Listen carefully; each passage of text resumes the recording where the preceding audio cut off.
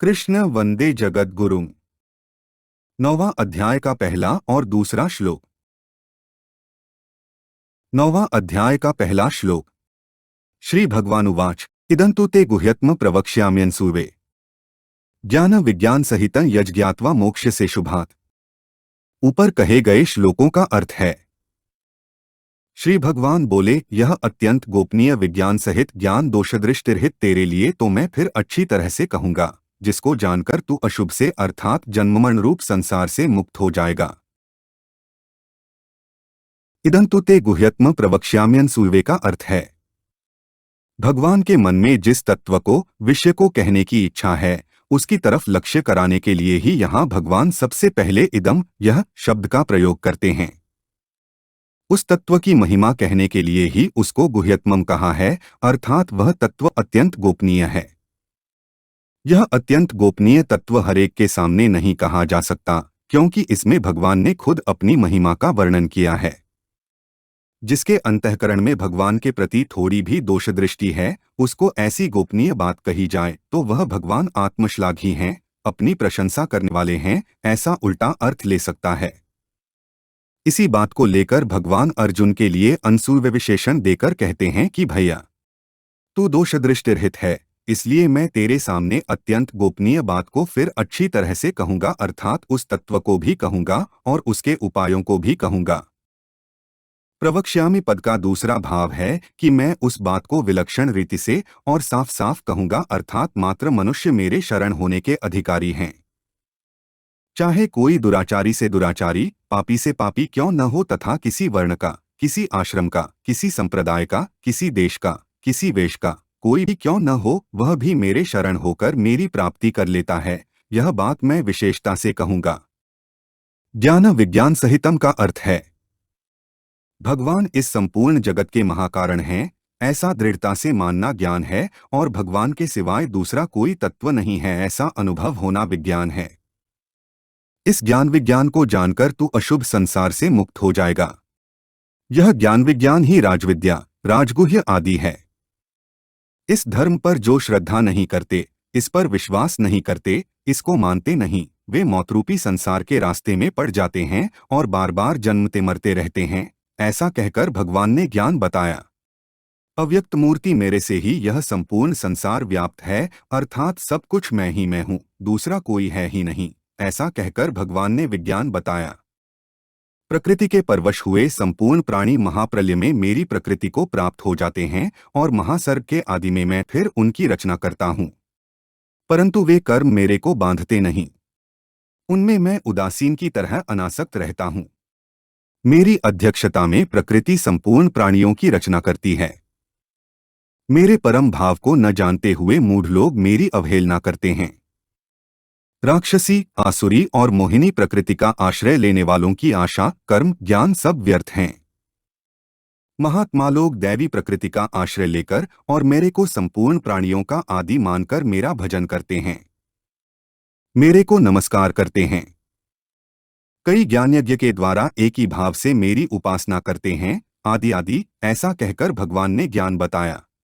मैं ही क्रतु, यज्ञ, स्वधा, औषध आदि हूँ और सतसत भी मैं ही हूँ, अर्थात कार्यकारण रूप से जो कुछ है वह सब मैं ही हूँ। ऐसा कहकर विज्ञान बताया। जो यज्ञ करके स्वर्ग में जाते हैं, वे वहां पर सुख भोगते हैं और पुण्य समाप्त होने पर फिर लौटकर मृत्युलोक में आते हैं। अनन्य भाव से मेरा चिंतन करने वाले का योगक्षेम मैं स्वयं वहन करता हूँ। श्रद्धापूर्वक अन्य देवताओं का पूजन करने वाले वास्तव में मेरा ही पूजन करते हैं, पर करते हैं अविधिपूर्वक। जो मुझे संपूर्ण यज्ञों का भोक्ता और स्वामी नहीं मानते, उनका पतन हो जाता है। जो श्रद्धा प्रेम पूर्वक पत्र, पुष्प आदि को तथा संपूर्ण क्रियाओं को मेरे अर्पण करते हैं, वे शुभाशुभ कर्मों से मुक्त हो जाते हैं। ऐसा कहकर भगवान ने ज्ञान बताया। मैं संपूर्ण भूतों में सम हूँ। मेरा कोई प्रेम या द्वेष का पात्र नहीं है, परंतु जो मेरा भजन करते हैं वे मेरे में और मैं उनमें हूँ। ऐसा कहकर विज्ञान बताया। यज्ञात्वा मोक्ष से शुभात का अर्थ है, असत के साथ संबंध जोड़ना ही अशुभ है कि जो ऊंच नीच योनियों में जन्म लेने का कारण है। असत संसार के साथ अपना संबंध केवल माना हुआ है, वास्तविक नहीं है। जिसके साथ वास्तविक संबंध नहीं होता, उसी से मुक्ति होती है। अपने स्वरूप से कभी किसी की मुक्ति नहीं होती। अतः मुक्ति उसी से होती है जो अपना नहीं है, किंतु जिसको भूल से अपना मान लिया है। इस भूलजनित मान्यता से ही मुक्ति होती है।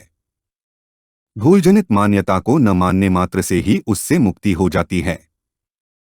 जैसे कपड़े में मैल लग जाने पर उसको साफ किया जाता है तो मैल छूट जाता है, कारण कि मैल आगंतुक है और मैल की अपेक्षा कपड़ा पहले से है, अर्थात मैल और कपड़ा दो हैं, एक नहीं। ऐसे ही भगवान का अविनाशी अंश यह जीव भगवान से विमुख होकर जिस किसी योनि में जाता है, वहीं पर मैं मेरापन करके शरीर संसार के साथ संबंध जोड़ लेता है, अर्थात मैल चढ़ा लेता है और जन्मता मरता रहता है। जब यह अपने स्वरूप को जान लेता है अथवा भगवान के सम्मुख हो जाता है, तब यह अशुभ संबंध से मुक्त हो जाता है, अर्थात उसका संसार से संबंध विच्छेद हो जाता है। इसी भाव को लेकर भगवान यहाँ अर्जुन से कहते हैं कि इस तत्व को जानकर तू अशुभ से मुक्त हो जाएगा। 9वां अध्याय का दूसरा श्लोक। राजविद्या राजगुह्य पवित्रमिदमुत्तमम् प्रत्यक्षावगम धर्मे सुसुखण कर्तुमव्ययम्। ऊपर कहे गए श्लोकों का अर्थ है, यह संपूर्ण विद्याओं का और संपूर्ण गोपनीयों का राजा है। यह अति पवित्र तथा अतिश्रेष्ठ है और इसका फल भी प्रत्यक्ष है। यह धर्ममय है, अविनाशी है और करने में बहुत सुगम है, अर्थात इसको प्राप्त करना बहुत सुगम है। राजविद्या का अर्थ है, यह विज्ञान सहित ज्ञान संपूर्ण विद्याओं का राजा है, क्योंकि इसको ठीक तरह से जान लेने के बाद कुछ भी जानना बाकी नहीं रहता। भगवान ने 7वें अध्याय के आरंभ में कहा है कि मेरे समग्र रूप को जानने के बाद जानना कुछ बाकी नहीं रहता। 15वें अध्याय के अंत में कहा है कि जो असम्मूढ़ पुरुष मेरे को क्षर से अतीत और अक्षर से उत्तम जानता है, वह सर्ववित हो जाता है, अर्थात उसको जानना कुछ बाकी नहीं रहता।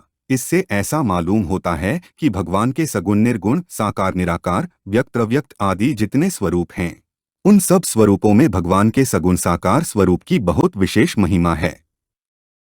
राजगुह्यम का अर्थ है, संसार में रहस्य की जितनी गुप्त बातें हैं, उन सब बातों का यह राजा है, क्योंकि संसार में इससे बड़ी दूसरी कोई रहस्य की बात है ही नहीं। पवित्रमिदम का अर्थ है, इस विद्या के समान पवित्र करने वाली दूसरी कोई विद्या है ही नहीं, अर्थात यह विद्या पवित्रता की आखिरी हद है। पापी से पापी, दुराचारी से दुराचारी भी इस विद्या से बहुत जल्दी धर्मात्मा बन जाता है, अर्थात पवित्र बन जाता है और शाश्वती शांति को प्राप्त कर लेता है।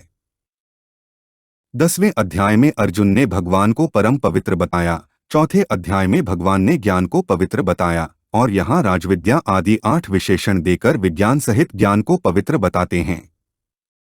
इसका तात्पर्य यह हुआ कि पवित्र परमात्मा का नाम, रूप, लीला, धाम, स्मरण, कीर्तन, जप, ध्यान, ज्ञान आदि सब पवित्र हैं, अर्थात भगवत संबंधी जो कुछ है वह सब महान पवित्र है और प्राणी मात्र को पवित्र करने वाला है।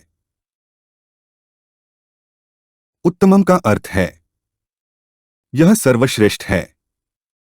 इसके समकक्ष दूसरी कोई वस्तु, व्यक्ति, घटना, परिस्थिति आदि है ही नहीं। यह श्रेष्ठता की आखिरी हद है, क्योंकि इस विद्या से मेरा भक्त सर्वश्रेष्ठ हो जाता है। इतना श्रेष्ठ हो जाता है कि मैं भी उसकी आज्ञा का पालन करता हूँ।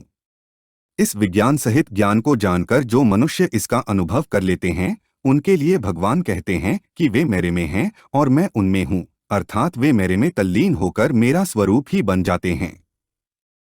प्रत्यक्षावगमम का अर्थ है, इसका फल प्रत्यक्ष है। जो मनुष्य इस बात को जितना जानेगा, वह उतना ही अपने में विलक्षणता का अनुभव करेगा। इस बात को जानते ही परमति प्राप्त हो जाए, यह इसका प्रत्यक्ष फल है। धर्म्यम का अर्थ है, यह धर्ममय है। परमात्मा का लक्ष्य होने पर निष्काम भाव पूर्वक जितने भी कर्तव्य कर्म किए जाएं, वे सबके सब इस धर्म के अंतर्गत आ जाते हैं। अतः यह विज्ञान सहित ज्ञान सभी धर्मों से परिपूर्ण है। दूसरे अध्याय में भगवान ने अर्जुन को कहा कि इस धर्ममय युद्ध के सिवाय क्षत्रिय के लिए दूसरा कोई श्रेयस्कर साधन नहीं। इससे यही सिद्ध होता है कि अपने अपने वर्ण, आश्रम आदि के अनुसार शास्त्र विहित जितने कर्तव्य कर्म हैं, वे सभी धर्म्य हैं। इसके सिवाय भगवत प्राप्ति के जितने साधन हैं और भक्तों के जितने लक्षण हैं, उन सब का नाम भगवान ने धर्म्यामृत रखा है, अर्थात ये सभी भगवान की प्राप्ति कराने वाले होने से धर्ममय हैं। अव्ययम का अर्थ है इसमें कभी किंचन मात्र भी कमी नहीं आती, इसलिए यह अविनाशी है। भगवान ने अपने भक्त के लिए भी कहा है कि मेरे भक्त का विनाश नहीं होता। कर्तु सुसुखम का अर्थ है यह करने में बहुत सुगम है। पत्र, पुष्प, फल, जल आदि चीजों को भगवान की मानकर भगवान को ही देना कितना सुगम है। चीजों को अपनी मानकर भगवान को देने से भगवान उनको अनंत गुणा करके देते हैं और उनको भगवान की ही मानकर भगवान के अर्पण करने से भगवान अपने आप को ही दे देते हैं। इसमें क्या परिश्रम करना पड़ा? इसमें तो केवल अपनी भूल मिटानी है। मेरी प्राप्ति सुगम है, सरल है, क्योंकि मैं सब देश में हूं तो यहां भी हूं, सब काल में हूं तो अभी भी हूं। जो कुछ भी देखने, सुनने, समझने में आता है, उसमें मैं ही हूं। जितने भी मनुष्य हैं, उनका मैं हूं और वे मेरे हैं। परंतु मेरी तरफ दृष्टि न रखकर प्रकृति की तरफ दृष्टि रखने से वे मुझे प्राप्त न होकर बार बार जन्मते मरते रहते हैं। अगर वे थोड़ा सा भी मेरी तरफ ध्यान दें तो उनको मेरी अलौकिकता, विलक्षणता दिखने लग जाती है तथा प्रकृति के साथ अपना संबंध नहीं है और भगवान के साथ अपना घनिष्ठ संबंध है, इसका अनुभव हो जाता है। हमारे चैनल को सब्सक्राइब करें। अगर यह वीडियो आपको अच्छी लगी तो वीडियो को लाइक करें, वीडियो को अपने दोस्तों के साथ शेयर करें, अपने सुझाव हमें कमेंट करके बताएं। जय श्री कृष्णा।